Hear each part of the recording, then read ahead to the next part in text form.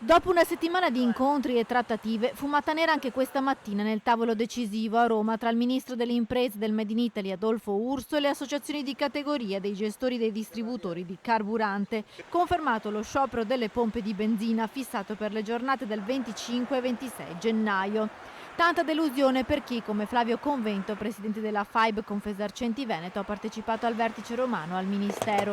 Lo sciopero riguarderà anche gli impianti self-service, ma assicurerà i servizi minimi essenziali. La protesta durerà 48 ore a partire dalle 19 del 24 gennaio. Purtroppo il governo ha disatteso le nostre aspettative. Dopo un'apertura che c'è stata sull'incontro di lunedì, oggi fondamentalmente si sono un po' rimangiati le parole. Questo ci ha molto disturbato e sicuramente penalizza una categoria che è da anni che è in sofferenza, e quindi anche l'esposizione del prezzo medio, come si era parlato di un QR code per evitare una serie di complicazioni e di incombenze che vanno a questa categoria, si ritorna a delle sanzioni.